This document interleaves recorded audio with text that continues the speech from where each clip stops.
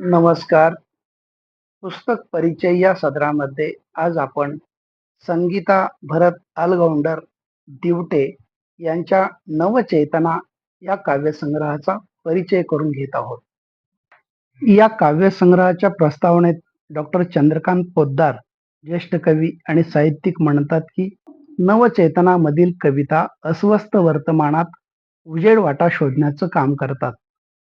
आजच्या जगण्याची खरी स्थिती गती अनुभवत जगताना सभोवताल सामान्य माणसाला काळ्याकुट्ट अंधारात घेऊन जातो. अशा वेळी अंतर्मनातून विचारांचे कोंब खूप गंभीरपणे येत राहतात. ते नक्कीच कवितेचे असतात. शब्द, अर्थ, आशय, विचारांचे सूत्र अशा सर्वच घटकांनी युक्त अशी कविता आजच्या काळात शब्दांचे सामर्थ्य दाखवणारी असली पाहिजे. असंख्य प्रतिमासृष्टी घेऊन आपल्या अवतीभोवतीच्या जगण्याचे भान देत सामान्य वाचकाला जगण्याचे नवे भान देणारी कविता म्हणून आजच्या काळातली कविता खूपच संक्षिप्तपणे व्यक्त होताना दिसते. मुळात शब्दांची एक अस्वस्थ चिंतनाची बाजू कवितेतून यायला हवी. किंबहुना तळ हातावरचे प्रश्न काही विशिष्ट नेमकी नस घेऊन काळजातल्या सुखदुःखांचा आणि अंतर्मनातल्या निरंतरतेचा जणू खेळ कविता मांडत असते.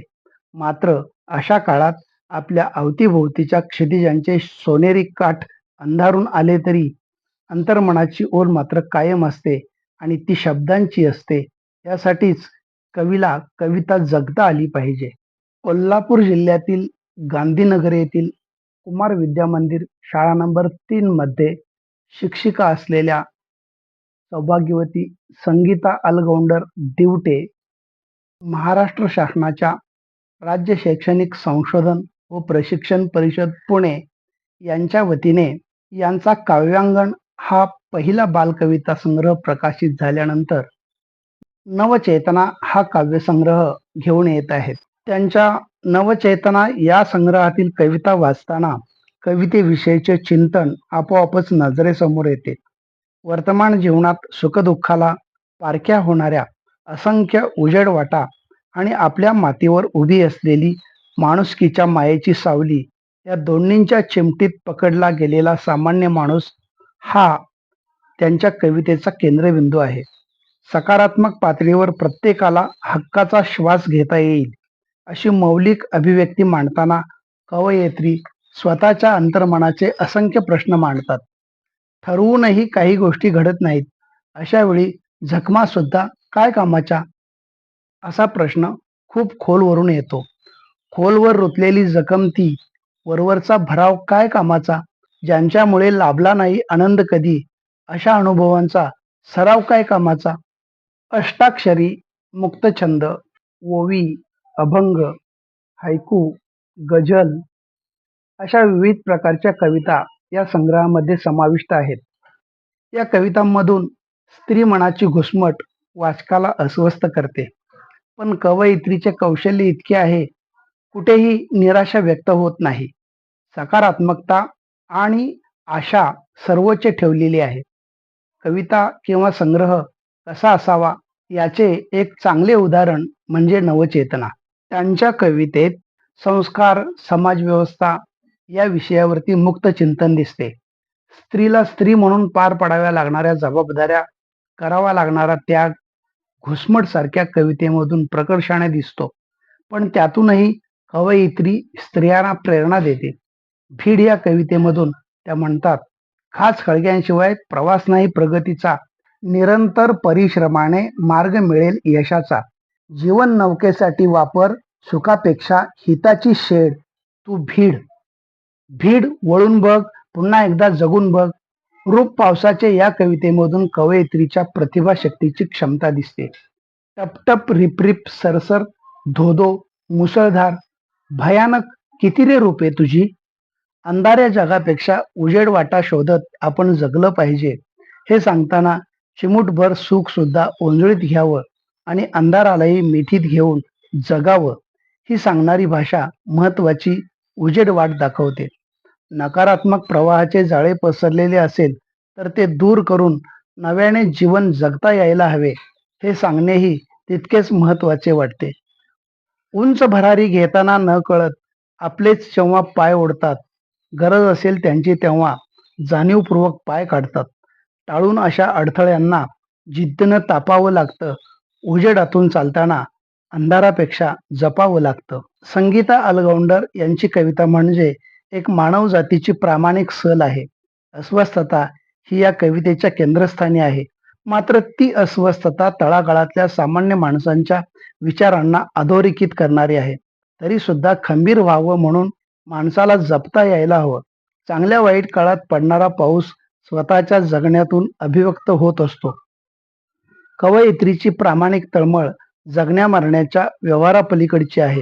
कारण सामान्य माणसांचा संघर्ष हा केवळ एकट्याचा कधीच नसतो, तर तो मानव जीवनाला अधोरेखित करणाऱ्या भूतकाळ, वर्तमान काळ आणि भविष्य काळातही तिन्ही ऋतूत व्यक्त होत असतो. मात्र कवयित्रीची कविता ज्या चिंतनशीलतेतून येते, त्याचा गंभीरपणे विचार केला तर भविष्यापेक्षाही वर्तमानाची जाणीव अधिक महत्वाची वाटते. आपणही शिकलं पाहिजे. सुख दुःख माळू कशाला, एक तरी दिवा लावा, अंगाई भिजली आसमात, ऐक्याचा नगारा, रंग उधळू चला, आजपासून जगायचे यासारख्या कवितांनी सकारात्मकतेच्या असंख्य वाटा उचललेल्या आहेत. काळाची असंख्य उदाहरणे देताना कवयित्रीचा शब्द प्रामाणिक भावनेतून व्यक्त झाला आहे. काळोखाची रम्य पहाट, कानात गुंजन करणारा किलबिल पक्षी, हरवलेल्या मनाच्या विचारांचे स्वातंत्र्य, चुकलेल्या दिशांची सुकलेली पाने, हाच खळग्यांशिवाय प्रगती नाही. यासाठी परिश्रमाचा निरंतर मार्ग महत्वाचा आहे.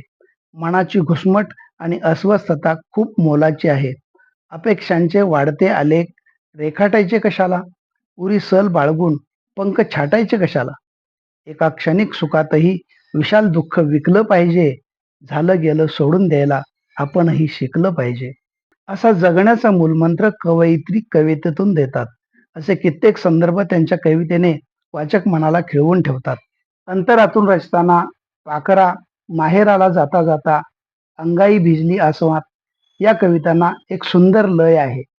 प्रत्येक कवितेमध्ये एक तरी ओळ ही अप्रतिम असलेली दिसते. उदाहरणार्थ, आपणही शिकलं पाहिजे या कवितेमध्ये एखाद्याच्या आनंदासाठी जाणून बुजून चुकलं पाहिजे, कधीतरी स्वतःहून मनापासून झुकलं पाहिजे, प्रेमानं गुंपलेलं प्रत्येक नातं टिकलं पाहिजे, निडरतेचं नव्या उमेदीचं नवं फळ पिकलं पाहिजे, एका क्षणिक सुखातही विशाल दुःख विकलं पाहिजे, आठवांवरच्या जळमटांना आठवणीनं फुंकलं पाहिजे, ओंजळीतलं सुख क्षणात डोळे अलगद मिटून घेत अशा वेळी धीर देण्या पापण्यांनीही सुकलं पाहिजे. झालं गेलं सोडून द्यायला आपणही शिकलं पाहिजे. झालं गेलं सोडून द्यायला आपणही शिकलं पाहिजे. अशा अप्रतिम ओळी अवतरल्या आहेत. कवयित्री पेशाने शिक्षिका असल्यामुळे वाचनाचा व्यासंग मुळातच त्यांच्या व्यक्तिमत्वात आहे. हे जरी दिसत असले तरीही ते अधिक व्यापक करणे जास्त गरजेचे आहे. सौ संगीता या उपक्रमशील शिक्षिका आहेत. त्यांनी अभ्यासाबरोबरच मुलांमध्ये वाचन लेखनाची आवड निर्माण केलेली आहे. मुलांना जसे समजते तसे त्या पद्धतीने शिकवण्याची त्यांची आगळी-वेगळी कौशल्ये आहेत. त्यांच्या कार्याची दखल घेत रोटरी नेशन बिल्डर अवॉर्ड, तालुकास्तरीय शासकीय करवीर भूषण पुरस्कार, आदर्श शिक्षक पुरस्कार, शिक्षक गुणगौरव पुरस्कार दिले गेले आहेत. त्यांच्या शैक्षणिक कारकिर्दीस आणि लेखन प्रवासासाठी भरभरून शुभेच्छा. धन्यवाद.